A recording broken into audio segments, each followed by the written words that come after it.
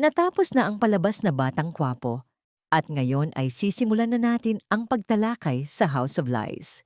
Para sa mga nais manood, huwag kalimutang mag-subscribe sa aming Cinema Insight English channel at patuloy na suportahan kami.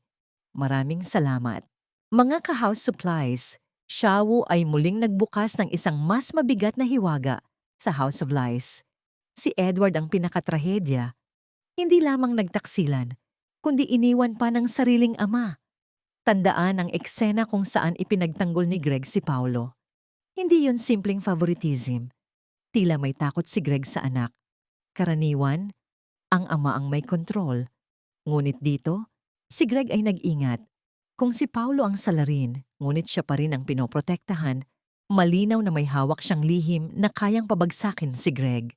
Kung totoo ito, hindi na lamang pagtataksil sa relasyon ng kwento. Ito ay digmaan para sa kapangyarihan. Si Paulo, sa harap ni Marge, nagmamakaawa ng kapatawaran, nangangakong magbabago. Ngunit tanong, tapat ba siya? O natatakot lamang na mawala ang kontrol sa pamilya at kumpanya? Sapagkat dito, nakataya ang reputasyon, kayamanan at autoridad. At nang tanungin siya ni Marge kung may iba pa siyang lihim, hindi siya agad sumagot. Kung wala siyang tinatago, dapat agad niyang itinanggi. Ngunit hindi. At mula sa katahimikan na yon, nagsimula ang tunay na hinala. Ano nga ba ang hindi natin alam kay Paulo? Tandaan, si Marge ang minsang nagligtas sa kumpanya. Siya ang dahilan kung bakit muling tumayo ang pamilya. Lahat ay may utang na loob sa kanya. Ngunit bakit hindi siya ipinagtanggol ni Greg laban kay Thea? Natural. Si Marge ang dapat may higit na halaga. Maliban na lang kung may mas malalim na dahilan kung bakit hindi maaaring alisin si Thea. Dito pumapasok ang nakakagulat na posibilidad. Marahil si Thea ay hindi lamang asawa, kundi susi sa mas malalim na sikreto ng pamilya Torrecampo. May hawak siyang share sa kumpanya, ang kanyang anak ay tagapagmana, at kahit sa gitna ng iskandalo, hindi siya tuluyang itinaboy. Hindi ba't malinaw na may proteksyong hindi pa natin nakikita? Kung gayon, ang tanong, sino ang tunay na may hawak ng kapangyarihan? Si Paulo o si Thea? Nagbago rin ang kilos ni Greg. Karaniwan, siya ay sumasabog sa galit at kumukuha ng kontrol. Ngunit sa pagkakataong ito, nagsalita siya ng maingat, sinusukat ang bawat salita. Para bang may tinatago siyang lihim na kapag nabunyag, tuluyang guguho ang lahat. Ano nga ba ang tunay na kinatatakutan ni Greg? Kung reputasyon lamang, sanay na ang pamilyang ito sa pagtatakip ng iskandalo. Ngunit sa pagkakataong ito, tila may puwersang hindi niya kayang kontrolin.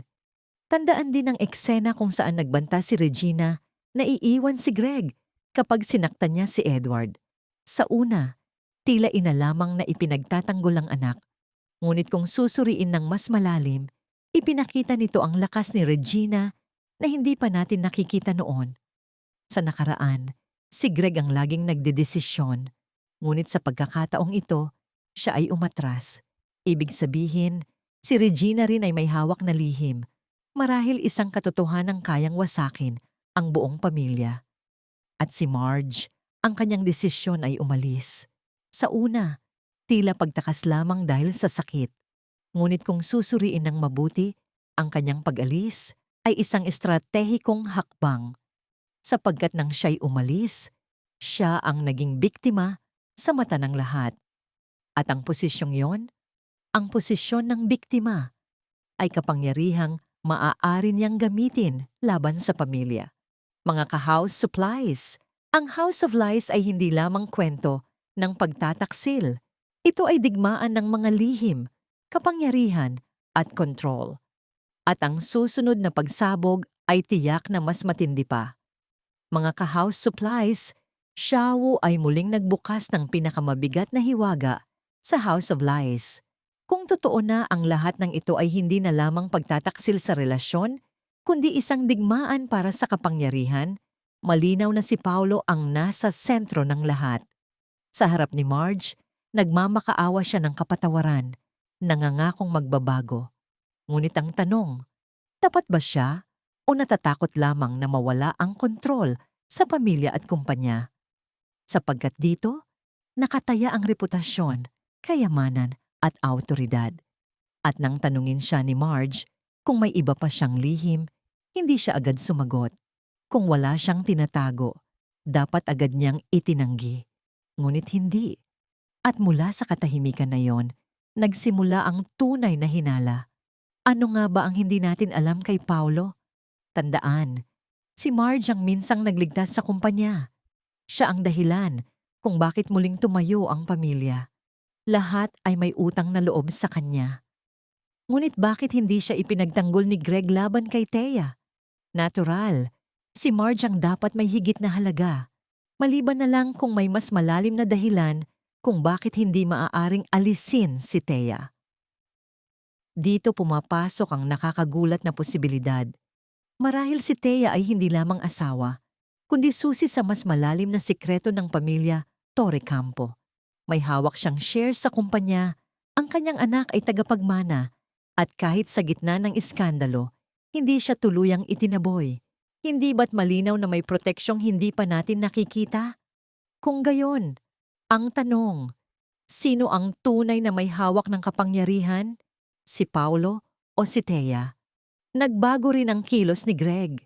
Karaniwan, siya ay sumasabog sa galit at kumukuha ng kontrol. Ngunit sa pagkakataong ito, nagsalita siya ng maingat, sinusukat ang bawat salita.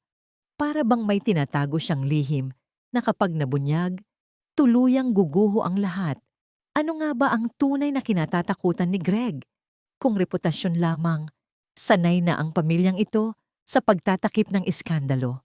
Ngunit sa pagkakataong ito, tila may puwersang hindi niya kayang kontrolin. Tandaan din ang eksena kung saan nagbanta si Regina na iiwan si Greg kapag sinaktan niya si Edward. Sa una, tila ina lamang na ipinagtatanggol ang anak. Ngunit kung susuriin ng mas malalim, ipinakita nito ang lakas ni Regina na hindi pa natin nakikita noon.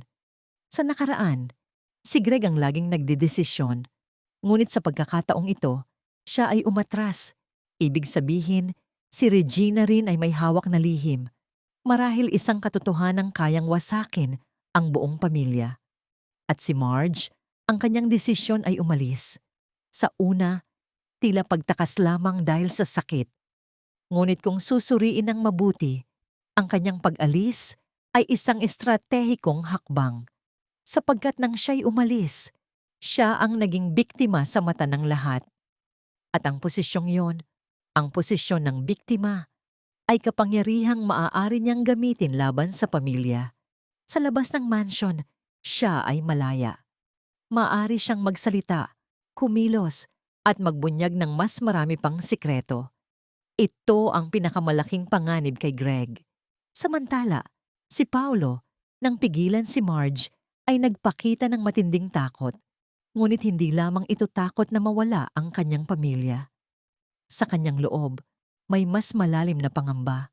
Para bang alam niyang may hawak si Marge ng isang lihim na kapag nabunyag, magdadala ng mas matinding pagkawasak.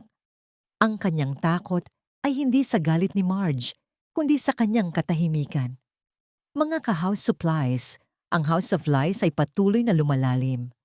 Ang tanong na ngayon, ano ang tunay na lihim na hawak ni Marge, ni Thea, at ni Paulo? At sino ang unang magbubunyag ng katotohanan na tuluyang magpapabagsak sa Torrecampo? Mga ka-house supplies, Shawu ay muling nagbukas ng pinakamalalim na hiwaga sa House of Lies. Si Edward ang pinakanasaktan ng direkta. Nawalan siya ng asawa, tiwala, at dangal. Ngunit kapansin-pansin, hindi siya sumigaw, hindi siya naghiganti. Sa halip, tahimik siyang umatras, nagmamasid. At dito nagiging mapanganib ang kanyang karakter. Sapagkat madalas, ang mga tahimik ang siyang naghahanda ng pinakamalalaking plano. Marahil hinihintay ni Edward ang tamang oras upang gumanti. O baka may hawak siyang lihim na gagamitin sa tamang pagkakataon. Ang tanong, sino ang tunay niyang target? Si Paulo, si Thea, o si Greg mismo? Ngayon, si Thea. Sa kabila ng lahat, Nanatili siyang matatag. Hindi siya umiyak, hindi tumakbo, hindi nagpakita ng takot. Ngunit siya ang pinakakinamumuhian sa mansion. Natural, siya ang dapat unang umalis. Ngunit nanatili siya. Tila alam niyang walang makakapagpaalis sa kanya. Dito lumilitaw ang nakakagulat na posibilidad. Paano kung may nakatagong kasunduan si Thea na nakaugnay sa yaman ng pamilya Torrecampo? Paano kung may nakabaong sikreto mula sa nakaraan na hindi maaaring ibunyag at si Thea ang tagapag-ingat nito? Kung gayon, hindi lamang siya isang taksil, kundi tagapangalaga ng isang mapanganib na misteryo. Kapag pinagsama ang lahat ng karakter, malinaw na hindi na ito basta kwento ng pagtataksil. Si Greg ay natatakot mawalan ng kontrol. Si Regina ay biglang nagkaroon ng lakas. Si Marge ay maaaring may hawak pang mas mabibigat na lihim. Si Paulo ay desperado at takot. Si Edward ay tahimik ngunit mapanganib. At si Thea ay nakatayo sa posisyong hindi siya matitinag. Lahat ng ito ay hindi na lamang iskandalo. Ito ay laro ng kapangyarihan, labanan ng nakatagong katotohanan, at banggaan ng mga taong handang wasakin ang isa't isa upang mabuhay. Si Greg, na minsang may salitang kayang yumuko ang buong pamilya, ngayon ay hindi na makautos kay Thea. Sa halip, tuwing magsalita si Thea, maingat ang tugon ni Greg. Para bang nagbago na ang balanse ng kapangyarihan. Mas kapansin-pansin pa, sa bawat eksena, iniiwasan ni Greg na tumingin ng direkta sa mga mata ni Thea. Para bang may pagkakasala doon o mas masahol pa? Takot. Ang tanong, anong uri ng lihim ang kayang magbago ng isang lalaking tulad niya? Balikan natin si Marge. Ang kanyang pag-alis ay hindi basta pagtakas ng isang asawang nagtaksilan. Tingnan ng tiempo. Sinadya, iniwan ng pamilya sa gitna ng pinakamalaking kaguluhan. Sa kanyang pagkawala, gumuho ang kontrol sa mansion. Wala nang natira upang pigilan ang galit. Wala nang pumapawi sa emosyon. Naging malinaw na si Marge ang sentro ng balanse ng pamilya. Nang siya'y mawala, lumabas ang tunay na anyo ng bawat isa. Ngunit mas malalim pa, ang kanyang pag-alis ay maaring estratehiya upang pilitin ang iba na magkamali. Sapagkat sa kanyang pagkawala, sino ang unang mawawala ng kontrol?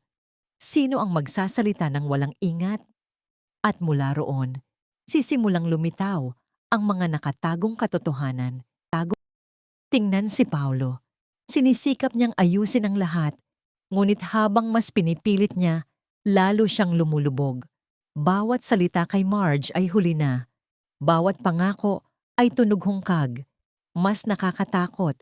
Hindi na siya sigurado sa sarili. Kaya lumilitaw ang tanong, si Paulo ba talaga ang utak ng pagtataksil o isa lamang siyang piyesa sa mas malaking laro?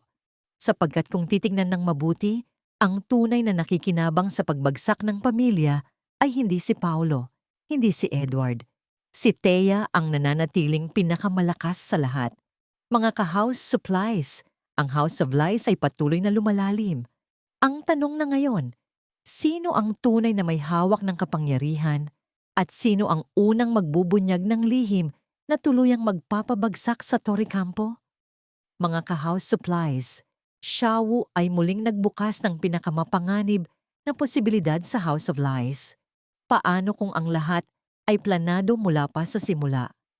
Paano kung ang relasyon ni na Paulo at Thea ay hindi bunga ng damdamin, kundi estratehiya?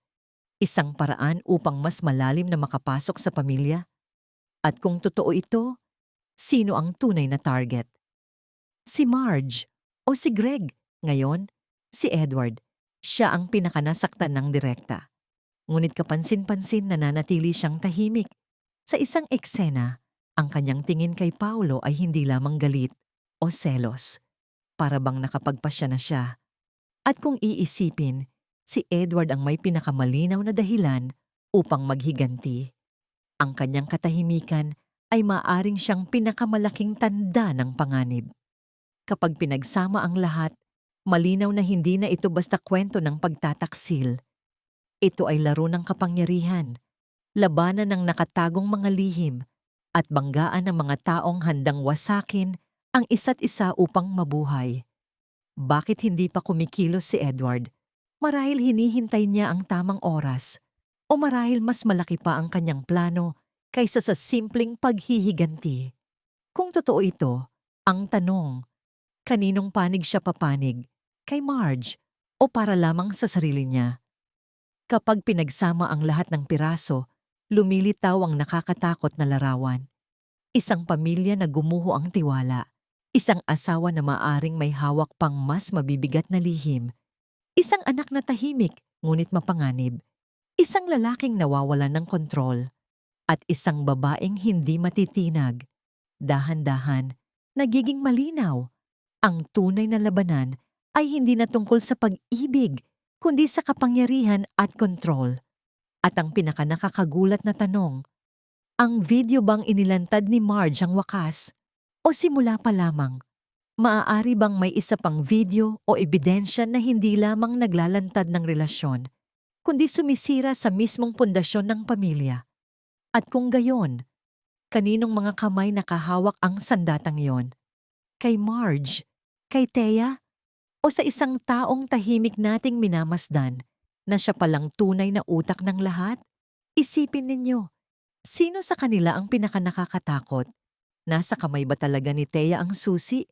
O may mas malalim pang utak na hindi pa natin nakikilala? At kung ikaw si Marge, ilalantad mo ba ang lahat ng katotohanan? Kahit na tuluyang gumuho ang pamilya? Mga ka-house supplies, tandaan, ang mundong ito ay puno ng kasinungalingan. At ang pagbubunyag ng katotohanan ay laging may kapalit na presyo. Maraming salamat sa panonood ng buong video. Para mapanood ang susunod na episode explanation, huwag kalimutang mag-subscribe Cinema Insight English Channel.